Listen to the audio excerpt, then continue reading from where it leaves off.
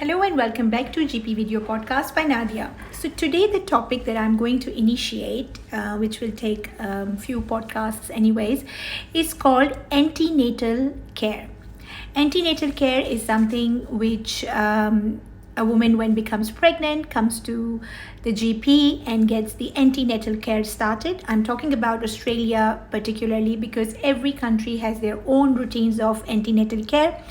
Actually, even in Australia, different states have different protocols and different timings for the scans, different timings for the blood testing. But I would actually shed light on what we do here, which is like a combined kind of antenatal care routine in regional New South Wales and in ACT. So kind of a combined, or like it's more or less the same, but what we do in our practice for antenatal care, that's our topic for today. The reason I have picked up this topic is because there can be lapses in antenatal care, and I would like to raise awareness about it as to how women should be vigilant and how should they also should know, apart from GPs. Of course, GPs know what antenatal care is, what weeks scans need to be performed, what bloods need to be performed, but pregnant women should also know what should the antenatal care look like, and what blood tests can they get done, and what are the blood tests they should not be charged for, and what are the blood tests they will be charged for, and similarly the scans and all. So we need to really have an information base as to, because what happens is, for example, today I saw a case in which a lady was asked to do NIPT bloods, which are very, very, very important.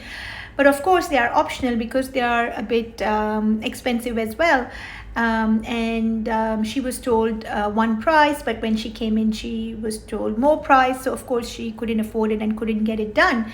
Then I had to shed light on the importance of NIPT, that why do we do NIPT, why it is important, for whom it is more important, and why it is optional, and why do you have to pay this much money for it.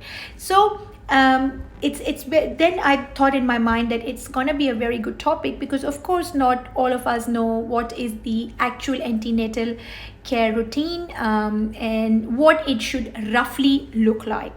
So awareness about it is very, very important. So when for example, a lady does a urine pregnancy test and that comes positive, she comes to the practice, to the GP for the first time and tells the GP, okay, my pregnancy test is positive, and what is our next step? So basically the next step, if the patient is well known to the GP and he or she knows the patient's history from before, that's perfect. If not, and she's seeing, because she's always been very well, hasn't gone to the GPs before, it's the first pregnancy or something like that, or it's not the first pregnancy but doesn't know the GP from before. So when she sees the GP, of course, GP will take a bit of past medical history as to what pregnancy it is, how many miscarriages have been there, how many abortions have been there, how many kids she have, and what are their ages, what are their birth histories. So a comprehensive obstetric history would be taken, and a medical and surgical history will be taken. So for example, were previous births cesarean section or normal vaginal delivery or assisted deliveries?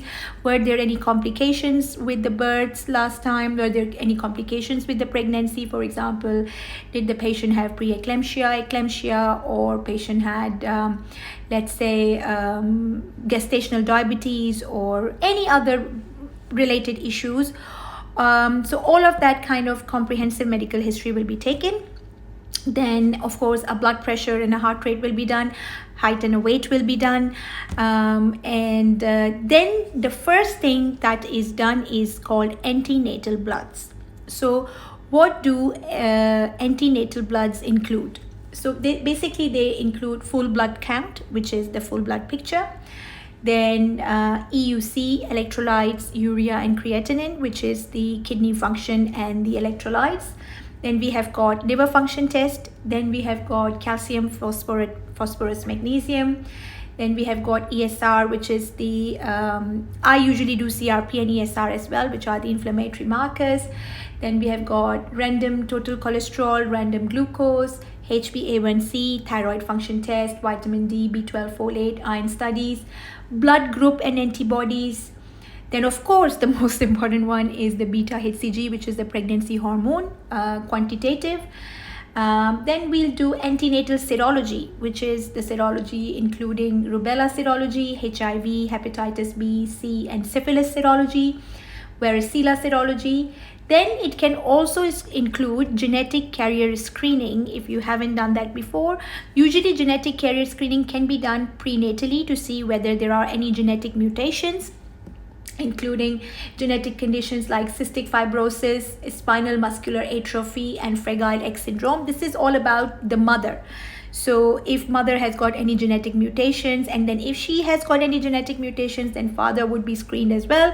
But it can be done at this stage as well. So these are basically the antenatal bloods that should be done straight away. Then the first scan, the first ultrasound scan is usually at 7 to 8 weeks. So basically a woman will have a rough idea as to how many weeks she is, and then a dating scan will be given for 7 to 8 weeks for expected date of delivery, or EDD, and also to see whether there is heartbeat and what is the crown rump length. So basically viability, if the fetus is viable, and also what is the expected date of delivery. So this is the first set of blood tests that will be done straight away, and the first scan, which should be done at around 7 to 8 weeks, can be up or down, but 7 to 8 weeks is usually the time. I will get back to the rest of the antenatal care in my next podcast.